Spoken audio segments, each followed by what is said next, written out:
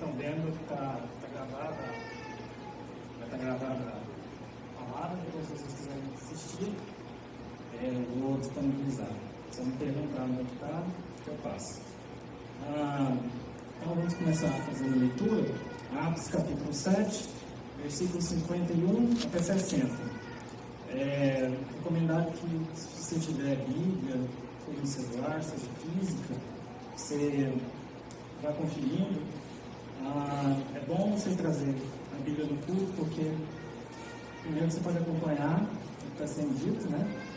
E segundo, que você pode fiscalizar quem está falando, né? A pessoa que está falando aqui, ela não tem que falar por ela mesma, ela tem que falar aquilo que está na palavra, né? Então, pelo seu próprio bem, pelo bem da igreja, se você puder abrir sua Bíblia, e também se quiser pegar uma caneta para anotar, porque eu vou citar algumas referências e não necessariamente vou projetá-las.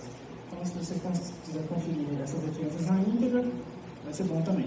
Então, fazendo a leitura, eu vou ler. Minha versão é NVT, talvez seja um pouco diferente da maioria da Bíblia dos irmãos, mas vocês vão saber por quê. Versículo 51. Povo teimoso, vocês têm um coração incircuncidado e são surdos para a verdade. Resistirão para sempre ao Espírito Santo? Foi o que seus antepassados fizeram, e vocês também o fazem. Que profetas seus antepassados não perseguiram? Mataram até aqueles que predisseram a vida do justo, a quem vocês traíram e assassinaram. Vocês desobedeceram à lei de Deus, embora tenham recebido das mãos de anjos. Os líderes judeus se enfureceram contra a acusação de Estevão e rangiam os dentes contra ele. Mas Estevão, cheio do Espírito Santo, olhou firmemente para o céu e viu a glória de Deus, e viu Jesus em pé no lugar de honra, à direita de Deus. Olhem, disse ele. Volta. Olhem, disse ele, vejo os céus abertos e o Filho do Homem em pé no lugar de honra, à direita de Deus. Eles taparam os ouvidos e aos gritos lançaram-se contra ele. Arrastaram-no para fora da cidade e começaram a apedrejá-lo. Seus acusadores tiraram os mantos e os deixaram aos pés de um jovem chamado Saulo. Enquanto atiravam as pedras, Estevão orou: Senhor Jesus, recebe o meu espírito. Então caiu de joelhos e gritou: Senhor, não os culpes por este pecado. E com isso, adormeceu. Vamos fazer mais uma oração. Senhor Deus, te agradecemos pela tua palavra, te agradecemos, Senhor, porque o Senhor é um Deus que quer se comunicar conosco e que essas palavras que o Senhor deixou na tua escritura, Senhor, hoje querem dizer alguma coisa ao nosso coração, da mesma forma como quiseram dizer alguma coisa para cristãos ao longo desses 2000 anos de história. Que mais uma vez teu Santo Espírito venha falar através dessa palavra e que aquilo que eu falar ao coração dos irmãos não sejam palavras minhas, não sejam ideias minhas, mas seja apenas aquilo, Senhor, que o teu Santo Espírito quer comunicar ao coração de cada um dos teus. Assim nós oramos e agradecemos. Amém. Amém. Então, o título dessa pregação, que eu já tinha, eu reaproveitei e ampliei. Essa pregação que eu fiz para os jovens, nessa época de pandemia, é chamada de Fé dos Mártires, que vai tratar essencialmente da questão da fé que tem uma pessoa que morre por causa de Cristo. De certa forma, uma quebra na sequência que o pastor vinha fazendo sobre encontros com Jesus, mas vocês vão ver porque não é bem assim. Nessa história também tem um encontro com Jesus muito importante.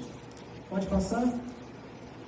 Então, normalmente, a gente, nós protestantes, nós não temos muito esse costume, né, de pinturas, de uma arte sacra, de alguma coisa assim, mas um dia nós tivemos. Esse aqui é o apedrejamento de Santo Estevão, de Rembrandt. Rembrandt viveu na Holanda, na época ali pós a reforma protestante, atingindo principalmente a Holanda. O pai dele era protestante. Ele pintou esse quadro com 19 anos, então se você tem menos de 19 anos, ou mais de 19 anos, dá tempo. E eu só queria que vocês tivessem essa imagem enquanto eu falo sobre, eu exponho essa passagem. Aqui vocês podem até ver, até por causa da questão da luz apagada, né? Rembrandt tinha usado essa técnica de claro e escuro quando ele queria destacar alguma coisa. Então, no claro está aquilo que é positivo, aquilo que é bom, que é Estevão. E no escuro está aquilo que é ruim, aquilo que é mal, né? Que é a cidade, ao fundo, e aqueles que observaram esse apedrejamento aqui mais à frente. vocês podem ver que Estevão está de braços abertos, está esperando receber aquilo que vem dos céus, aquilo que ele está vendo. Ele tem um semblante totalmente sereno, um semblante totalmente sublime, enquanto os seus apedrejadores, os seus algozes, eles têm posições tensas. O rosto deles é um rosto tenso, é um rosto de mau humor, é um rosto que se volta contra aquilo que Estevão representa. Então, contrastes muito interessantes que a gente vai trabalhar na exposição dessa escritura. E como liberdade artística de Rembrandt, ao fundo ali em cima vocês podem ver que tem um rapaz segurando algumas coisas e olhando para o céu também. Aquilo lá é Rembrandt tentando dizer que Saulo, que assistiu ao apedrejamento de Estevão, também foi tocado de alguma forma por aquilo que Estevão estava vendo. Mas isso é liberdade artística do autor. Então, pode passar? Então, primeiro, o que é um mártir? Né? Hoje, um mártir pode significar para qualquer religião, que vem do grego, né, testemunha, né, alguém que está ali testificando a respeito de alguma coisa. Então, é definido no dicionário como alguém que voluntariamente aceita ser morto por aderir abertamente a uma crença religiosa. Tem duas palavras importantes ali, voluntariamente e abertamente. Voluntariamente por quê? Porque ele aceita ser morto, ele aceita passar por aquilo. Ele não passa por aquilo como tentando fugir daquilo. Se alguém tenta, não fugir no sentido de evitar, claro, ninguém vai querer se entregar e ser morto, mas assim, no momento da morte, ele aceita morrer. Aquela pessoa que tenta fugir, aquela pessoa que não aceita, aquela pessoa que tenta negar o motivo pelo qual está sendo morta, ela já não é considerada mártir. E abertamente, ou seja, a pessoa que está matando ela tem que saber que ela está matando por causa disso, por causa daquilo que ela professa acreditar. Não é um ladrão que encontrou um cristão, um muçulmano, atira nele, mas não foi porque ele era cristão ou muçulmano, então não qualificaria como mártir. Um mártir cristão, então, é alguém que voluntariamente aceita ser morto por Cristo. Então veja que eu tirei o abertamente, porque não existe cristão que possa se dizer cristão se ele não aderir a Cristo abertamente. A crença a Cristo é uma crença pública, é uma crença que nós professamos a todos a quem nós encontramos, a todos que nos questionam pelo que é mandamento de Jesus e por todo mundo e anunciar o Evangelho a toda criatura. Então, qual é o contexto dessa história? Nós estamos no Novo Testamento, né? Aqui tem questões de todas as fases, tá? Então, vamos explicando. O livro de Atos está no Novo Testamento, após a vinda do nascimento de Jesus. Quem escreveu esse livro de Atos foi Lucas, o mesmo que escreveu o Evangelho de Lucas, né? Ele originalmente escreveu 2 livros, ele quis escrever 2 livros, um Lucas e um Atos, tá? No princípio ele não deu esse nome, no princípio era apenas um registro escrito daquilo que ele estava vendo. Depois isso foi dividido, o Evangelho de Lucas e o livro de Atos. Mas originalmente eram dois documentos escritos de forma conjunta, no qual ele relata os atos dos apóstolos de Cristo após a sua ressurreição e a sua ascensão, e é inclusive endereçado a um sujeito chamado Teófilo. Não tem muita informação sobre ele, então não é tão importante, mas é um livro, então, de registro. E isso fica um pouco difícil da gente encaixar. Quando você vai abrir o seu Novo Testamento, na sua Bíblia, você vai ver os 4 Evangelhos, você vai ver Atos, de repente começa Romanos e várias outras cartas. Então fica meio difícil você encaixar Atos em alguma coisa, porque ele não é nem um Evangelho, mas também não é nem uma carta endereçada. Ele não tem uma autoria tão forte, apesar de que em certos momentos Lucas até vai se colocar na primeira pessoa. Então eu diria até que é quase como se fosse um 5º evangelho, porque se os 4 evangelhos são o relato das ações de Jesus, das palavras de Jesus e dos discípulos, e de algumas coisas que Jesus ensinou aos seus discípulos enquanto ele estava na terra, o livro de Atos é a mesma coisa, só que com relação ao Espírito Santo. É o que o Espírito Santo movia os apóstolos a fazer, é o que o Espírito Santo movia os outros discípulos de Jesus, como Estevão, a fazer, é o que o Espírito Santo estava fazendo em Jerusalém e em outras partes do mundo, primeiro em Jerusalém, depois em outras partes do mundo, com relação à propagação das boas novas. Então, é quase como se fosse um 5º evangelho. Então, fica até bonito, né? Porque você abre o seu Velho Testamento, tem um Pentateuco, tem 5 livros mais importantes do começo. E se abre o seu Novo Testamento, também tem 5 livros muito importantes, né? Que seria aí, mas isso é uma liberdade é minha. E se vocês quiserem ler depois, né, em João capítulo 14, Jesus explica justamente isso, que ele envia o Espírito Santo como um substituto para ele aqui, né? Justamente fala, é um espírito, aquele Deus, né, aquela pessoa de Deus que nunca vai os deixar, ao contrário de Jesus, que Jesus deixou essa terra e ascendeu aos céus, mas o Espírito Santo nunca deixaria a igreja, e o Espírito Santo permitiria que os discípulos de Jesus fizessem obras maiores do que as próprias dele, Jesus, e até maiores. Então, eu acho que seria condizente com isso para o entendimento do livro de Atos. Pode passar. Então, só contextualizando. Então, o livro de Atos começa com uma igreja testemunhando em Jerusalém. Depois vai expandir para a igreja testemunhando em outras partes. A igreja testemunhando em Jerusalém começa com aquilo que nós cantamos aqui na segunda música, Atos 2, né? Que é quando o Espírito Santo ele desce efetivamente sobre a igreja. E daí nós temos o dia de Pentecostes, o marco inicial para a igreja cristã. Depois a igreja ela começa a se organizar. E aí ela nomeia os primeiros diáconos, os primeiros ministros, ali que não seriam mais especificamente os pastores, os presbíteros, mas que teriam outras funções. E um deles é Estevão. Estevão, então, não é um pastor, provavelmente, não é um líder, né? Mas ele tem uma função muito importante, que é a função do diaconato. E, não obstante a isso não era um cargo pequeno, ou indicava que a pessoa que estava ocupando era uma pessoa pequena. Porque Estevão diz a Lucas, inspirado pelo Espírito Santo, que ele era cheio de graça e poder, e que realizava vários milagres ali na região de Jerusalém, comprovando aquilo que Jesus havia dito. Mas, passado um certo tempo, Estevão, que era um diácono, né, não era nem alguém que estaria nas mesmas funções dos apóstolos, começa a discutir com alguns judeus dessa chamada sinagoga dos escravos libertos. Talvez algumas traduções vão trazer só libertos, ou sinagoga dos libertinos, talvez em alguma passagem, em alguma tradução mais antiga. E que, enquanto ele discutia com esses judeus que se opunham a que Cristo era Deus, a que Cristo era Filho de Deus, e que veio tirar o pecado do mundo, eles falavam isso contra Estevão, mas tudo que Estevão falava, eles não podiam resistir. Fala que o rosto de Estevão parecia como o rosto de um anjo, enquanto ele falava, porque a graça de Deus estava sobre ele, e ele falava da parte de Deus. Então, não podendo fazer nada do ponto de vista argumentativo, eles vão ter que apelar. E aqui muita coisa vai começar a aparecer que acontece com Jesus. Porque da mesma forma que os judeus se enfureceram com aquilo que Jesus disse, mas não podiam contra-argumentar aquilo que Jesus dizia, e eles então inventam acusações contra Jesus, até fazerem com que Jesus seja morto, aqui também, porque eles não conseguiam resistir contra aquilo que Estevão falava, eles vão inventar acusações contra Estevão, até fazer com que Estevão seja morto. Duas acusações principais.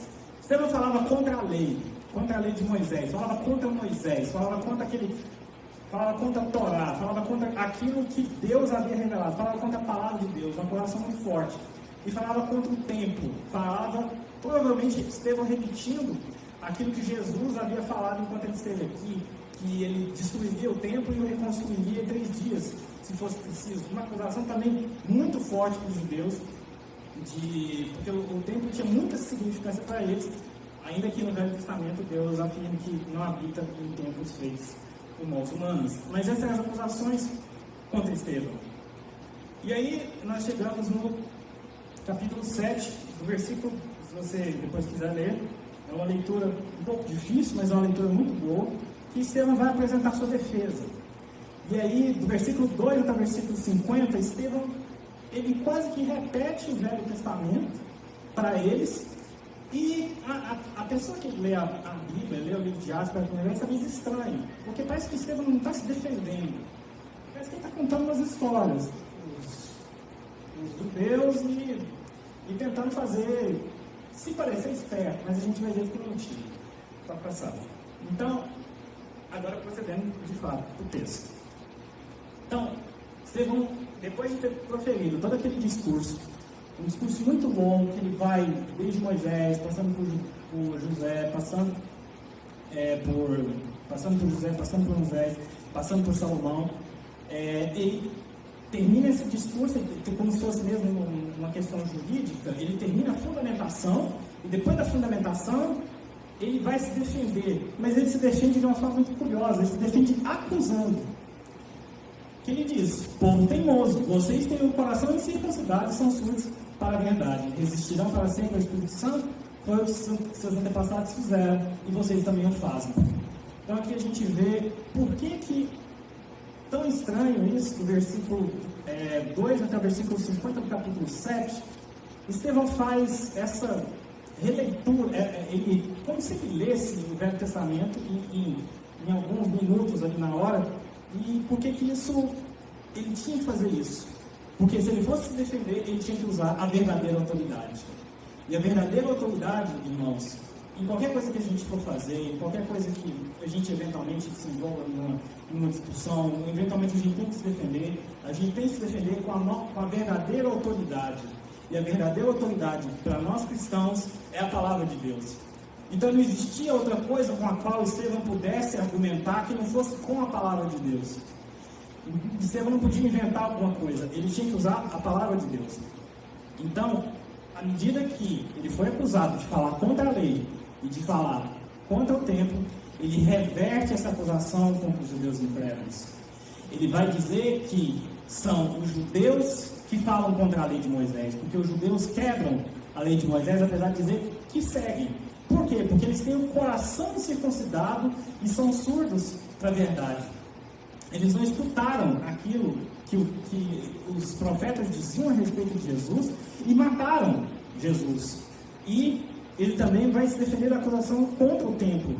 Porque quando Jesus fala que ele destruiria o templo e em 3 dias reconstruiria, e Estevão provavelmente repetia isso, ele estava dizendo: vocês que destruíram o templo, vocês mataram o Filho de Deus. Então vocês é que devem ser acusados de falar contra a lei e de falar contra o templo. Não eu. Eu estou defendendo, pelo contrário. E aqui um uso muito interessante de palavras, que infelizmente na minha versão não tem, mas talvez na versão, principalmente as Almeidas, a Almeida atualizada, às vezes a Almeida corrigida, é que em vez de chamar de povo teimoso, Estevão chama eles de povo de dura cerviz. Talvez alguma tradução de vocês esteja assim. Muito interessante que a cerviz é o pescoço, é a parte aqui do pescoço, a região cervical. E isso é a primeira vez que isso é usado na Bíblia, é depois que os judeus fazem um bezerro de ouro, Deus os chama de povo de dura cerviz.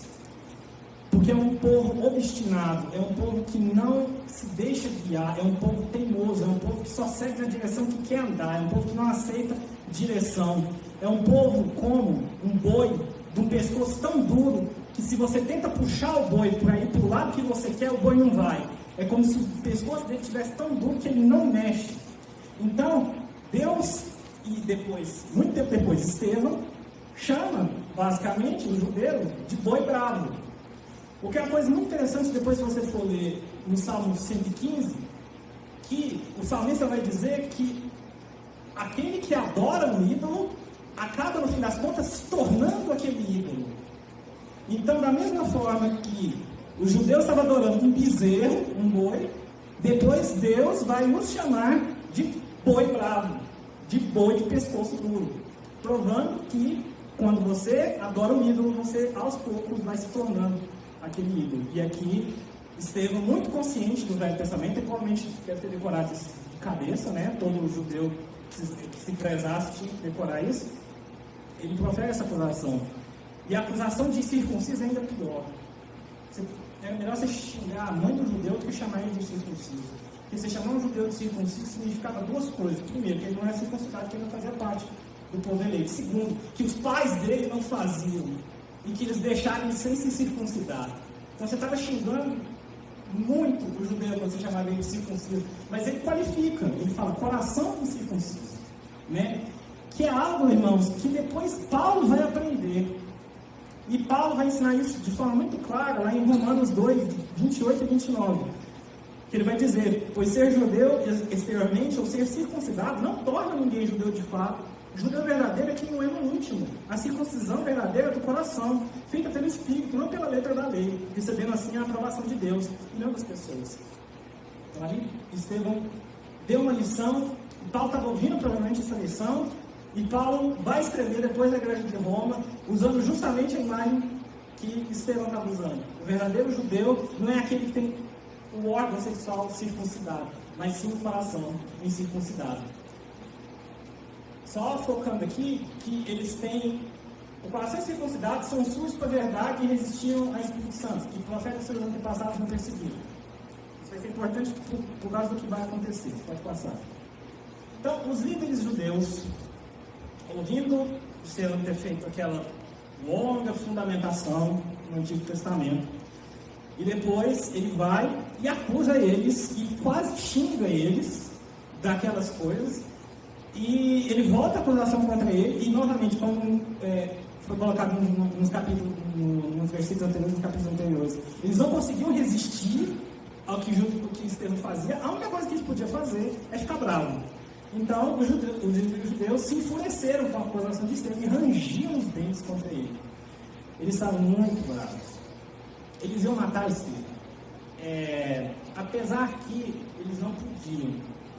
Se vocês vão se lembrar, os judeus não mataram Jesus. Eles não apedrejaram Jesus. Eles entregaram Jesus aos romanos e os romanos aplicaram a pena contra Jesus. Porque dentro do Império Romano, o judeu não era permitido cumprir as penas capitais que eles tinham. O Império Romano obrigava que o judeu ele enviasse aquela pessoa para o direito romano julgar aquela pessoa e aí dar a pena. Então o judeu não podia fazer justiça com as próprias mãos. Mas eles estavam muito bravos, muito bravos. Eles estavam a ponto de cometer uma ilegalidade. Eles estavam a ponto de matar Estevão sem que isso fosse legal. Estevão percebeu isso. Estevão percebeu que ele ia ser morto. Estevão percebeu que a chance dele continuar vivo daí para frente não existiam mais. Então, o que Lucas nos diz nesse versículo é que Estevão, cheio do Espírito Santo, olhou firmemente para o céu e viu a glória de Deus. Então agora vocês querem que vocês imaginassem isso. Estevão percebe que ele está prestes a ser morto. Ele está prestes a partir dessa para melhor, e de uma forma muito cruel até. A morte por apedrejamento é uma morte dolorosa, uma morte demorada. Você matar uma pessoa jogando pedra nela é um negócio que demora um pouco, até que você consiga acertar nos pontos vitais dela, isso demora um pouco, porque essa é uma morte muito cruenta, uma morte muito sofrida. E Estevão era um diácono. Ele tinha sido nomeado há um pouco, e a função dele primordial, a primeira função dele era distribuir alimento para as mulheres dos gentios. Ele não estava nem ali naquela frente, e ele ia ser morto. E mesmo assim ele olhou firmemente para o céu. Firmemente. Não é uma pessoa que, a hora que ela se vê cheia de perigos na frente dela, uma pessoa que vê que não tem mais como, que vai ser aquele destino dela, ela fica procurando uma saída, ela fica procurando alguém, ela fica procurando alguma coisa, ela olha para tudo quanto é lado, procurando socorro. Não. Estevão é um homem que, diante da morte, ele olha firmemente para o céu, porque ele sabe onde ele vai achar o conforto que ele precisa, onde ele vai achar o auxílio que ele precisa, é no céu. Não é procurando alguma coisa, não é procurando uma saída, e não é voltando atrás do que ele disse também, uma coisa também muito importante. Então ele olha firmemente para o céu, com a certeza da sua salvação.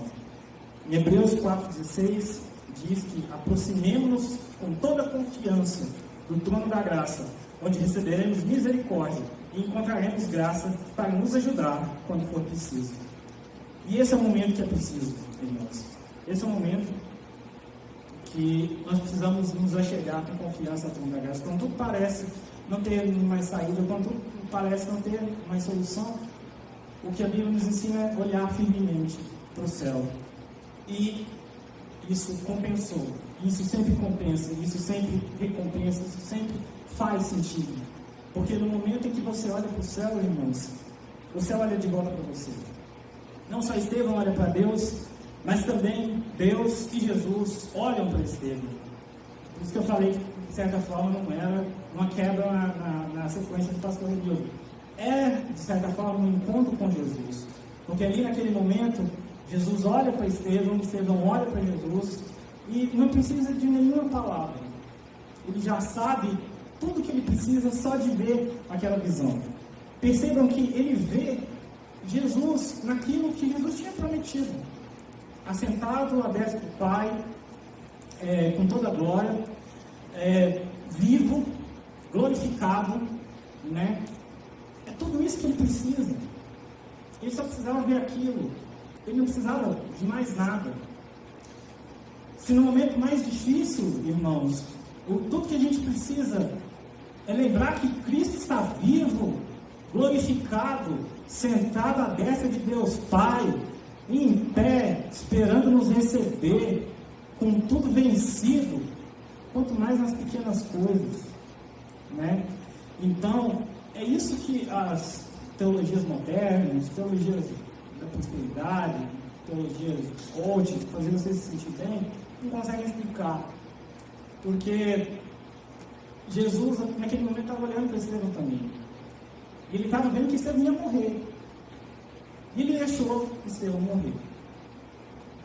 E isso é uma coisa que, se você for escutar esse pregador moderno, eles vão dizer, não, mãe.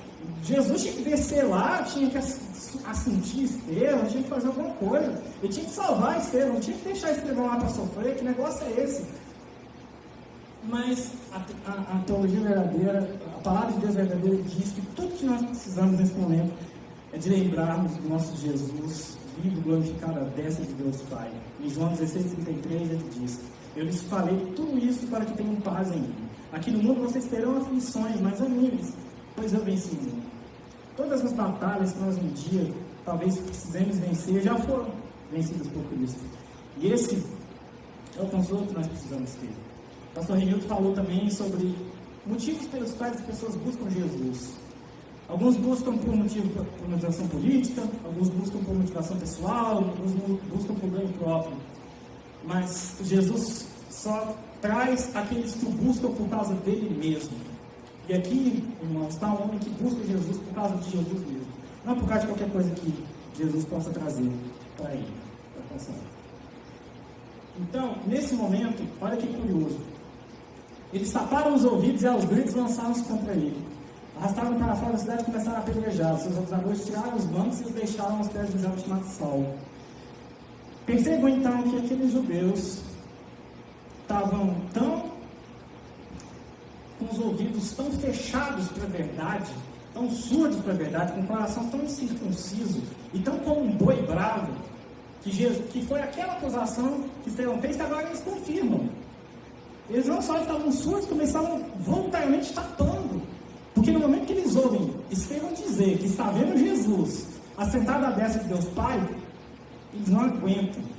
Aquilo para eles era inadmissível. Como assim? Você dizer que Jesus está sentado à destra de Deus Pai, você está dizendo que ele é o Filho do Homem e que ele é Deus.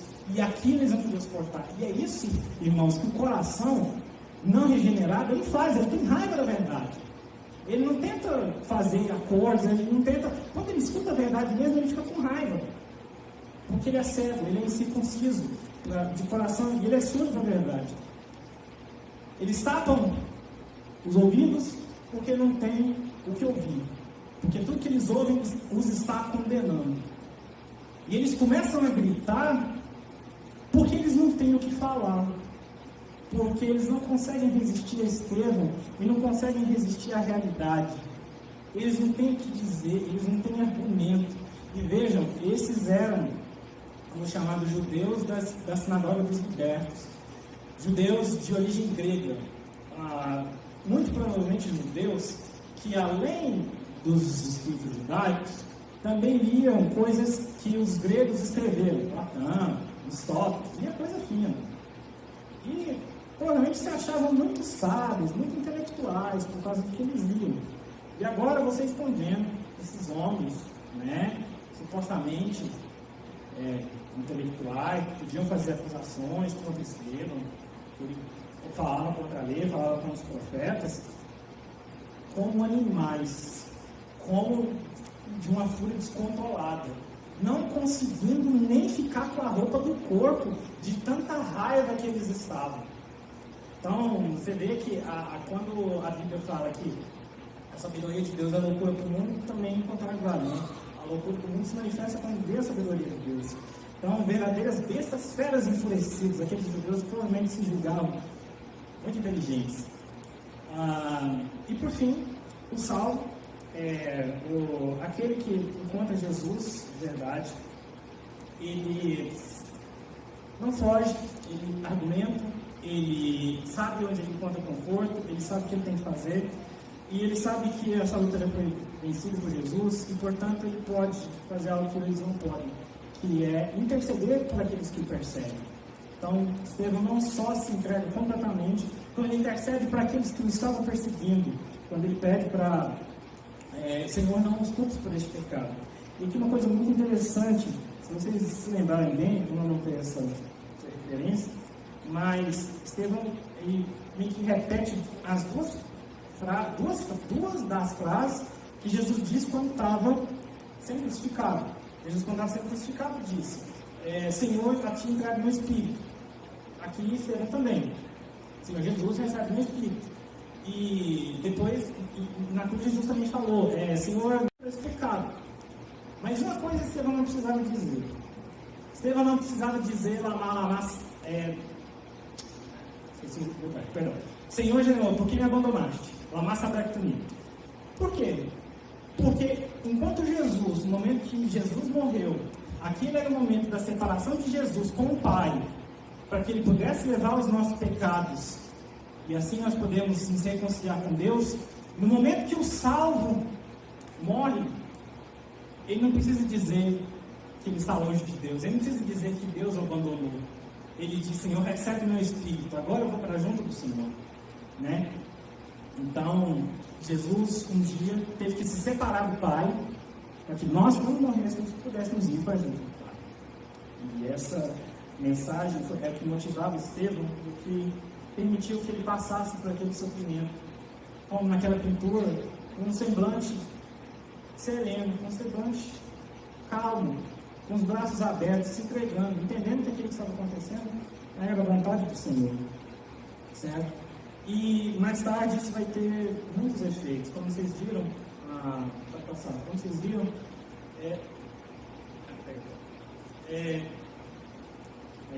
muita coisa que Estevão vai falar aqui, se você fizer uma análise, vai ser de certa forma repetido por Paulo, principalmente na carta aos Romanos. Isso indica que aquela oração que Estevão fez para que Deus que Deus perdoasse os seus pecados, apenas uma pessoa teve efeito, né? Agostinho vai dizer que foi só por causa de Estevão que Paulo se converteu. Não é bem assim. É só por causa que o Jesus que Estevão conhecia alcançou Paulo, que Paulo se converteu.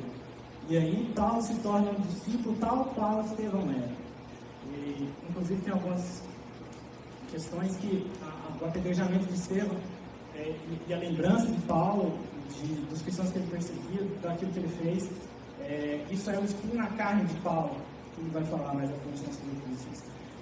Então, irmãos, quando vocês recebem, às vezes, e vocês falam também, venha para Jesus, venha para a igreja, aceite Jesus, é tudo muito bom, é tudo muito feliz, aqui você vai ser bem sucedido, aqui vai dar tudo certo, né? Você podia falar isso para essas pessoas? Pode passar.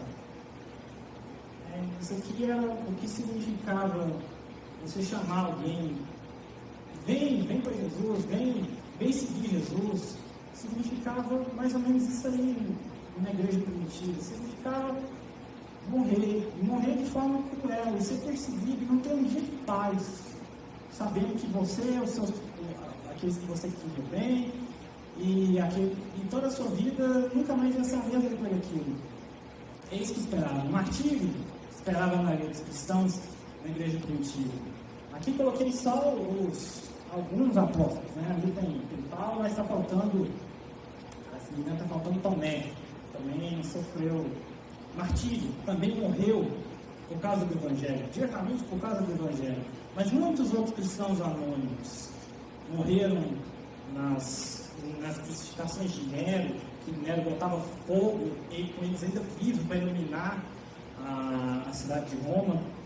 Né? Tantos cristãos que sofreram nas mãos muçulmanas, que ainda sofrem, cristãos hoje na Coreia do Norte, sofrendo perseguição, cristãos no Oriente Médio, como geral, na África.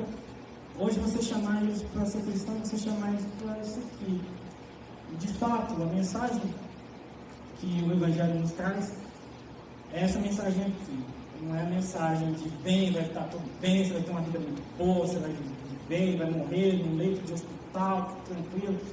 Porque na nossa própria escritura fala, aquele que quiser ganhar a sua vida, perder lá, e aquele que quiser perder a sua vida, ganhar lá. Né? Então, essa é a mensagem que o Evangelho nos traz. Estevão compreendeu essa mensagem. Estevão, ele foi agraciado com essa fé. Estevão é cheio do Espírito Santo por causa dessa fé que ele recebeu. Então, é assim que nós podemos ter essa fé dos mártires, é compreendendo ao que o Evangelho nos chama. Nos chama a situações como essa. Pode passar? Então, Cristo nos chama a sermos mártires. Mateus 10, 59. Quem se apegar à própria vida perderá, mas quem abrir mão de sua vida por minha causa, encontrará. Pode passar? Então, mas como, né? Então, eu vou fechar com 4 aplicações. Pode passar? Então, primeiro, revestimento do Espírito. Você não faz as coisas por si só. Estevão não teria feito nenhuma das coisas que ele fez, a começar pelo seu discurso. Se vocês lembrarem também, eu esqueci de anotar essa referência, mas Jesus fala que no momento certo o Espírito Santo lhe trará o que dizer, lhe dirá o que dizer. O Espírito Santo vai te guiar para você saber o que dizer quando você for confrontado. Estevão, então, ele não fazia os sinais e milagres que ele fazia contra a tropa. Estevão não conseguia argumentar contra os judeus por causa de uma habilidade inata que ele tinha. Estevão não foi capaz de manter aquele semblante sereno e aquele corpo entregue por causa de alguma força que ele tinha, mas ele podia fazer isso porque ele era cheio do Espírito Santo. Então, irmão, você não vai conseguir ter essa fé se você continuar buscando isso por seus próprios méritos. A fé não é algo que você chega no outro dia e você entrega para Jesus. Está aqui. A fé. A fé é uma coisa que você chega com as suas mãos abertas, implorando por Jesus lhe dar. Né? Só o Senhor pode lhe dar, nada mais pode lhe dar. Essa figura de não é algo que você entrega, mas é algo que você recebe, vem muito de Martinho Lutero, na época da Reforma Protestante. A glória de Deus. Então, ter essa fé significa diariamente nós contemplarmos a glória de Deus, nós contemplarmos que Deus é soberano sobre tudo, nós contemplarmos que nada escapa aos planos de Deus. Nós podemos ter paz, ter alegria e ter conforto quando nós vemos essa glória tal qual Estevão via, né? E que enchia Estevão. Estevão não viu a glória de Deus só naquela hora. Estevão estava contemplando a glória a todo momento, porque fala que o rosto dele parecia como de um anjo, né? No próprio Velho Testamento, mas ele tinha que usar um véu, porque as pessoas não verem a glória de Deus que irradiava o rosto dele. Agora, com a mediação do Espírito Santo, né, isso já não é mais necessário usar um véu, mas agora nós podemos contemplar a glória de Deus e irradiar essa glória de Deus de forma plena. Terceiro, o triunfo de Cristo. Então, você ponha todos os seus pensamentos, seus desejos, seus sonhos, suas dificuldades, suas expectativas, sob a perspectiva de que Cristo triunfou sobre a morte e sobre o pecado, para te dar uma nova vida, uma vida em abundância, uma vida livre do pecado, uma vida livre da escravidão do pecado. Todas as suas batalhas já foram vencidas. Né? Tem algumas coisas que às vezes a gente faz, que se sobrasse só um livro na Bíblia, qual que você escolheria? Se sobrasse só um versículo, se sobrasse só uma palavra, eu acho que eu escolheria Tetelestai, né? Que é quando Jesus está lá. A última palavra que ele fala é: está consumado. Você lembrar que tudo está consumado, que tudo já foi vencido, que tudo já foi levado. E se você quiser até ver como é que isso vai ser consumado, você lê Apocalipse, que Deus até isso deu pra gente, saber como que vai estar tudo consumado, mas você lembrar que tudo já foi vencido, isso, irmãos, te dá a fé para suportar qualquer perseguição, para suportar qualquer dificuldade. Por fim, a certeza da salvação. Estevão só podia dizer: Senhor Jesus, recebe meu espírito, porque ele tinha certeza que Jesus ia receber. Ele não fez aquele pedido, como se diz assim, algo que eu espero que ele faça. Não, é algo que eu sei que ele vai fazer, porque eu sei quem é o Senhor que eu sirvo. Eu sei que eu estou firmado nessa rocha. E eu sei que ela vai me suster, e eu sei que ela nunca vai me desamparar. Então, que todos os dias o Santo Espírito venha, você olha para que o Santo Espírito venha testemunhar no seu coração a verdade da sua salvação. Porque é para isso que Deus nos chama, é para isso que Deus nos coloca para fazer a sua obra. Eu tenho certeza de que nós estamos fazendo isso porque nós já fomos libertos. Leia a Bíblia, confie que quando você tem as marcas, os frutos, as obras, de que você é uma pessoa verdadeiramente regenerada, de que Deus te deu verdadeiramente um novo coração, que você pode confiar nessa promessa. Mas se você ainda não tem essa certeza, ou se você ainda não tem a certeza da certeza, que é uma coisa que para muitas pessoas também é difícil, eu gostaria de orar por você nesse momento, agradecendo ao pastor mais uma vez pela oportunidade de poder falar aos nossos irmãos, e gostaria que vocês tivessem sempre em mente que a vida para a qual nós fomos chamados esse convite, né, ela é uma vida que não passa só por momentos bons, mas é uma vida na qual nós precisamos estar todos os dias, olhando firmemente para o céu e contemplando as promessas que Ele nos deixa aqui. Amém? Feche os olhos, baixe a cabeça, vou orar com vocês. Senhor, nós te agradecemos, Senhor, porque a tua igreja, Senhor, foi edificada sobre a pedra angular que é Jesus. E nós sabemos, Senhor, que o cimento que une os tijolos dessa igreja não são, Senhor, o sangue dos mártires que se mistura com o teu sangue, permitindo, Senhor, que a tua igreja avance de forma constante, de forma firme, de forma forte, permitindo que hoje, 2000 anos após, as tuas palavras cheguem ao outro lado do Atlântico e possam, Senhor, chegar ao nosso coração. Que as palavras que tocaram Estevão, as palavras que tocaram os outros mártires da igreja depois dele, que ainda tocam, Senhor, venham tocar o nosso coração nessa noite. Que o Senhor venha nos dar, Senhor, essa segurança, essa certeza, essa paz, essa alegria que só o Espírito Santo de Deus pode nos dar. Senhor, eu te peço pela vida de cada um aqui. Te peço que o Senhor conforte o coração daquele que ainda tem dúvidas, Senhor, sobre a sua salvação, que ainda tem dúvidas, Senhor, sobre a presença de Deus na sua vida. Que o Senhor possa motivar cada dia mais a buscar ao Senhor, e somente ao Senhor por aquilo que Ele é, por aquilo que Ele verdadeiramente se revela, Senhor. E para aquele Senhor hoje que veio aqui, que ainda não conhece Jesus, que não entende, Senhor, quem é esse Senhor pelo qual nós morremos, pelo qual nós damos a nossa vida. O Senhor venha quebrantar esse coração nessa noite, Senhor. O Senhor venha promover uma verdadeira ressuscitação, um novo nascimento na vida dessa pessoa, que ela possa, Senhor, entregar os seus caminhos ao Senhor e parar de querer viver a vida para ganhá-la, mas perder a vida para ganhá-la. Que o Senhor esteja com cada um dos membros dessa igreja nessa noite, nesse resto de semana. Eu te agradeço por ter, Senhor, dessa oportunidade de falar aos meus irmãos. Que o Senhor continue nos conduzindo essa igreja para a honra e glória do nome do Senhor. Amém. Amém.